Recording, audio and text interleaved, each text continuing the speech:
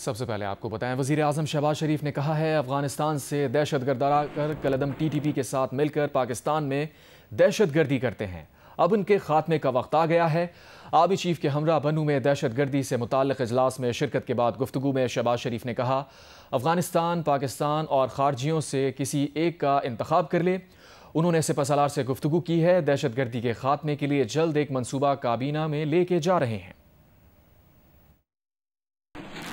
मैं आज अफगानिस्तान की हुकूमत को वाज़ेह तौर पर पैगाम देना चाहता हूँ कि वो दो चीज़ों से एक का इंतखाब करें, या पाकिस्तान के साथ सही एक दिल के साथ पाकिस्तान के साथ ताल्लुकात कायम करना चाहते हैं तो आए, हम इसके तैयार हैं। लेकिन अगर उन्होंने दहशतगर्दों का साथ देना, उनकी पुष्टनाई करनी है तो फिर हमें फिर अफगानिस्तान की इंटरिम गवर्नमेंट से कोई सरोकार नहीं। मैंने आज सिपहसालार से और दूसरे कमांडर पेशावर से और दूसरे जो यहाँ पर मौजूद थे अफसरान, मैंने इनसे गुफ्तगू की है तफसीली, और इसके लिए बहुत जल्द मैं एक मनसूबा काबीना के पास लेके जा रहा हूँ, क्योंकि मुल्क में अमन होगा, तरक्की होगी, मुल्क में अमन होगा, खुशहाली होगी,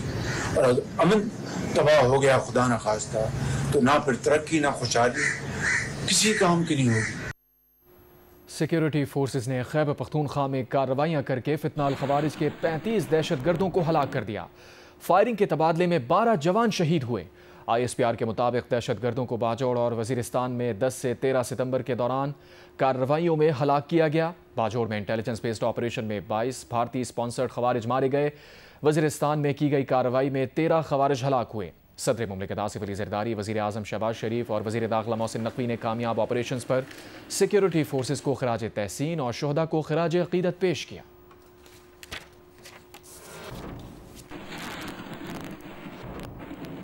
ISPR के मुताबिक दीर के इलाके लाल किले में सिक्योरिटी फोर्सेस ने भारतीय प्रॉक्सी फितनाल खवारिज के ठिकाने पर ऑपरेशन किया। 10 भारतीय स्पॉन्सर्ड खवारिज हलाक कर दिए। फायरिंग के तबादले में वतन के 7 सपूत यरगमाल बनाए गए मासूम शहरियों की जानें बचाते हुए और बहादुरी से मुकाबला करते हुए शहीद हो गए। ISPR ने कहा है कि खुफिया इत्तलात के मुताबिक इन घिनौने इक़दामात में अफगान शहरी बराह रास्त मुलव्वस हैं।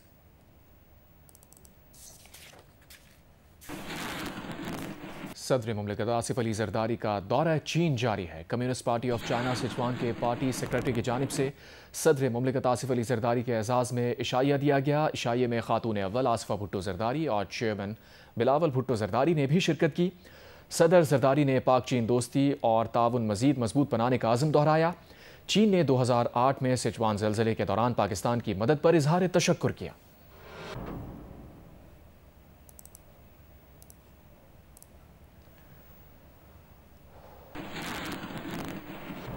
वज़ीर आज़म शहबाज शरीफ ने बिजली तकसीम कार कंपनीज को सैलाब ज़दा इलाकों से अगस्त के बिजली के बिल्स की वसूली से रोक दिया। कहा बिजली बिल्स में रिलीफ किए तफसीली पैकेज का ऐलान IMF से मामला तय करके बताएंगे। जिन सैलाब मुतासरा सारफीन ने अगस्त 2025 का बिजली का बिल दे दिया उसे अगले माह एडजस्ट कर दिया जाएगा। वज़ीर आज़म ने कहा सैलाब ने लाखों लोगों को मुतासर किया है। हुकूमत मुश्किल वक्त में आवाम के दुखों पर मरहम रखने की कोशिश कर रही है।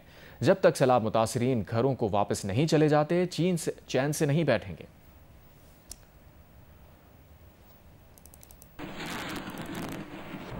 वज़ीर आज़म की हिदायत के बाद वज़ीर पावर डिवीज़न सरदार अवैस लगारी ने सैलाब मुतासरा इलाकों में अगस्त के बिजली के बिल माफ़ कर दिए। उनका कहना है कि वज़ीर आज़म शहबाज शरीफ के बरवक्त और अवाम दोस्त फैसले पर शुक्रगुजार हैं। सैलाब ज़दा इलाकों में अगस्त के वसूल करदा बिजली बिल वापस होंगे। पावर डिवीज़न फैसले पर फौरी अमल दरामद यकीनी बनाएगा।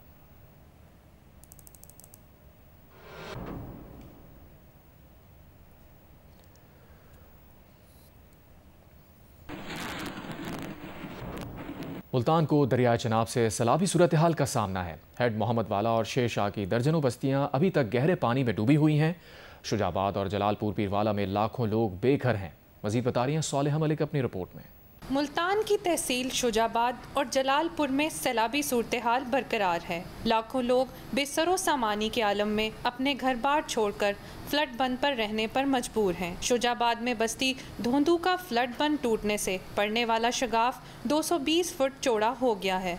जिससे बंगाला मोड़, नवा शहर, बस्ती आलमवाला, मोजा गर्देजपुर और रुकनहट्टी समेत कई देहात ज़ेरे आब हैं। अब शुजाबाद शहर को बचाने के लिए बख्तूवा नहर वाले बंद मजबूत और ऊंचा किया जा रहा है। इसी तरह जलालपुर पीरवाला में भी शाहपुर, बेट कैसर, जहांपुर, कादिरपुर साले समेत 64 मवाज़ात का ज़मीनी राब्ता मुनक़ता हो चुका है। हमारा सामान भी अंदर था, हम सामान भी नहीं निकाल सके, इतना पानी आ गया है जो तकरीबन यहाँ जो है ना 15-20 फुट पानी होता है। हमारे सारे घर ज़ेरे आब आ चुके हैं, ना हमें कोई खुराक दी जाती है, ना खाने का इंतज़ाम हैं हमारे पास इंतज़ामिया की तरफ से, और ना ही हमें रिहाइश के लिए कोई खेमे दिए गए हैं। मुल्तान में शेरशाह और हेड मोहम्मद वाला के मुकाम पर पानी की सतह में कुछ कमी वाक़या होना शुरू हो गई है। इंतज़ामिया के मुताबिक हेड मोहम्मद वाला में पानी की सतह 442 फुट से कम होकर 439 फुट पर आ गई है। यहाँ पर 3 फुट तक पानी में कमी वाक़या हुई है। इसी तरह शेरशाह के मुकाम पर भी सैलाबी पानी की सतह में 3 फुट तक कमी होकर 3.90 पर आ गई है। मुल्तान के 20 से ज़ायद मवाज़ात शदीद मुतासिर हैं, जहाँ अब भी सैलाबी पानी की तबाहकारियाँ जारी हैं।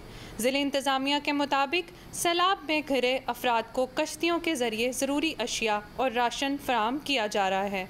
कैमरा टीम के साथ सौल्या मलिक, जियो न्यूज़, मुल्तान। फील्ड मार्शल आसिम मुनीर ने कसूर सेक्टर और जलालपुर पीरवाला में कायम फ्लड रिलीफ कैंप का दौरा किया। इलाके का फ़ज़ाई जायज़ा और मुतासरीन से मुलाकात भी की। फील्ड मार्शल आसिम मुनीर ने कहा कि रियासत हर साल कीमती जानों और इमलाक के नुकसान की मुतहम्मिल नहीं हो सकती। अवाम को बार बार आने वाले सैलाब की तबाहकारियों से बचाने के लिए ज़रूरी इक़दामात और इंफ्रास्ट्रक्चर की बहाली तेज़ की जाए।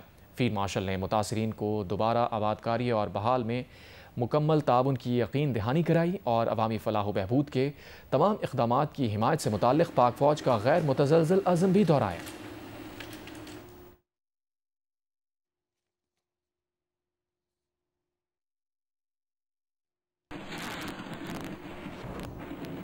और यहाँ आपको बताएं, मुल्तान की तहसील शुजाबाद में सैलाब मुतासरीन तीसरी रात भी खुले आसमां तले गुजारने पर मजबूर हैं। मच्छरों की बहुतात ने मुतासरीन की मुश्किलात में मज़ीद इजाफा कर दिया है। इस पर मज़ीद डिटेल्स बता रहे हैं जौदत नदीम। जी, मैं मुल्तान के इलाके तहसील शुजाबाद के बंद पे मौजूद हूँ, जहाँ पे इस वक्त भी बड़ी तादाद में सैलाब मुतासरीन जो हैं वो बेरो मददगार बैठे हुए हैं। बड़ी तादाद में ऐसे लोग हैं जिनको अभी तक जो है वह हुकूमत की जानिब से टेंट नहीं दिए गए और ना ही जो है उनको खाना दिया गया है। इस हवाले से यहाँ पे NGO जो है मुतहरिक हो चुकी हैं मुल्तान के शुजाबाद के इलाके में, और यहाँ पर देखा जा रहा है कि NGOs की जानिब से लोगों को खाना तो दिया जा रहा है, लेकिन उनको जो कैंप्स चाहिए और रात का वक्त है तो यहाँ पर मॉस्किटो नेट्स की बहुत ज़्यादा ज़रूरत है, वो भी उनको अवेलेबल नहीं है। यहाँ पर जो मर्द हजरात हैं उनकी जानिब से बताया जा रहा है कि उनको सारी रात जो है वो पहरा देना पड़ता है, क्योंकि उनका सामान, उनकी जो ज़रूरत की चीज़ें हैं, माल है, चीज़ें हैं, वो यहाँ पे सड़क के ऊपर पड़ी हैं और उनको यहाँ पे पहरा देकर जो है सारी रात गुजारनी पड़ती है। इसी तरह से जो बच्चे हैं उनकी भी रातें बड़ी मुश्किल से गुजरती हैं यहाँ पे, क्योंकि मच्छर बहुत ज़्यादा हैं और पानी दोनों तरफ है इनके, और उसी वजह से बहुत ज़्यादा बीमारियाँ भी फैल रही हैं। यहाँ पर एक और चीज़ जो बहुत ज़्यादा लोगों को परेशान कर रही है वो है कि यहाँ पर पीने का पानी उनको मैसर नहीं है। उनकी जानिब से बताया जा रहा है कि टेंट्स, खाने की सहूलत उनको दी जाए और पानी के हवाले से जो है उनका जो मसला है वो फौरी तौर पे हल किया जाए। जी। तर्जुमान सुप्रीम कोर्ट ने रिटायर्ड जजेस की सिक्योरिटी के मरासले की वजाहत कर दी। तर्जुमान सुप्रीम कोर्ट ने कहा कि रिटायर्ड जजेस को पहले ही सदारती हुक्म के तहत ताहयात सिक्योरिटी हासिल है। सर्कुलर इसलिए जारी किया कि ज़रूरत से ज़्यादा फोर्स तैनात ना की जाए।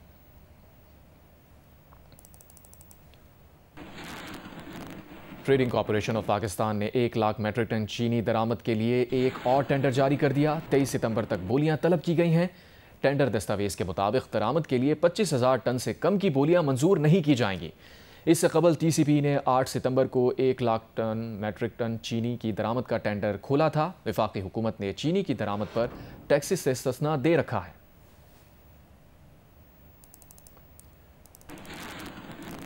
वज़ीर दिफा ख्वाजा आसिफ ने कहा है कि बन्नू का इलाका इस वक्त दहशत गर्दी का मरकज़ बना हुआ है। एक ट्रायंगल है जिसमें PTI, भारत और अफगानिस्तान है। बानी PTI का सोशल मीडिया अकाउंट कौन चला रहा है, ये एक बड़ा सवालिया निशान है। उनके अकाउंट पर मवाद पढ़कर लगता है जैसे भारत से कोई शख्स अकाउंट चला रहा हो। बोले पाकिस्तान और अफवाज की कामयाबियों से बानी PTI की उम्मीद के दरवाजे बंद होते जा रहे हैं।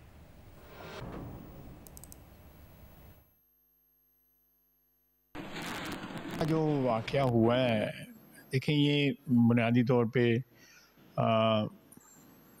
एक रेस्क्यू मिशन था जिसमें हमारी इतनी शहादतें हुई हैं, और ख़ुसूसन बन्नू का इलाका जो है ना वो मेन इस वक्त बना हुआ है, हब जो बना हुआ है दहशत गर्दी का। लेकिन सबसे बड़ी दुख की बात यह है कि KP की हुकूमत का एक भी शख्स जो है इस ना ऑपरेशन में शामिल हुआ और ना उसके बाद जो है शहीदों के जनाज़ों के ऊपर कोई नहीं आया।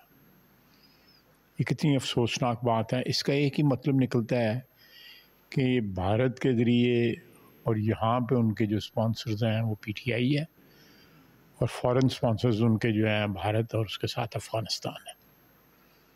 तो ये एक कंसर्टेड एफर्ट है इस्लामी दुनिया की और इस खित्ते की एक बड़ी ताकत अल्हम्दुलिल्लाह पाकिस्तान के ख़िलाफ़।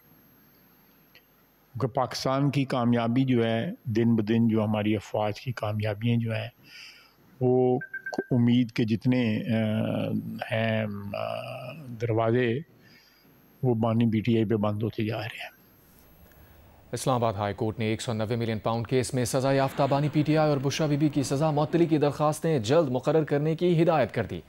चीफ जस्टिस सरदार सरफराज डोगर और जस्टिस मोहम्मद आज़म खान ने तहरीरी फैसले में कहा कि कोर्ट पॉलिसी के मुताबिक जितनी जल्दी हो सके ये दरख्वास्तें समाअत के लिए मुकर्रर की जाएँ। बानी PTI ने 14 साल जबकि बुशरा बीबी ने 7 साल कैद की सज़ा मुअत्तल करके अपीलों पर हतमी फैसले तक ज़मानत पर रिहा करने की दरख्वास्त दायर कर रखी है।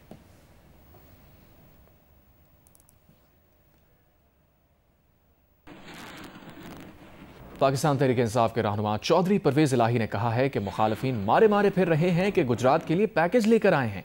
हमारा एक मंसूबा ही काफ़ी है। नून लीग हमारे मंसूबे जैसा कोई एक मंसूबा लाकर दिखाए।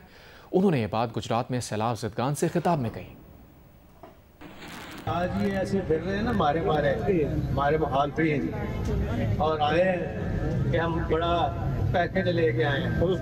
आज इनको पैक करके भेजेंगे इंशाल्लाह। एक ही मंसूबा इनके लिए काफ़ी है, 1122 का। ये एक ऐसा मंसूबा है कि अब तक करोड़ों लोगों को इसका फायदा हुआ। लाए एक भी मंसूबा नून लीग हमारे इस मंसूबे के मुकाबले से कोई मंसूबा नहीं। इस तरह 5.5 महीने की हुकूमत थी ना, वहाँ पे फंड्स अगर ये ना रोकते तो गुजरात ना डूबता। वज़ीर इत्तलात पंजाब आज़मा बुखारी ने परवेज़ इलाही के बयान पर रद्द अमल में कहा है कि गुजरात में तरक्याती मंसूबों के नाम पर लूट मार करने वाले हमें किस मुंह से ताने दे रहे हैं। गुजरात से मुताल्लिक़ परवेज़ इलाही का बयान उनके अपने खिलाफ चार्जशीट है। 30 साल गुजरात के नाम पर सियासत करने वाले सीवेज लाइन्स ना डाल सके। गुजरात परवेज़ इलाही के वाइट पेपर प्रोजेक्ट्स की वजह से डूबा। अवाम इनकी करप्शन और रिश्तेदारों को नवाजने से पूरी तरह आगाह है।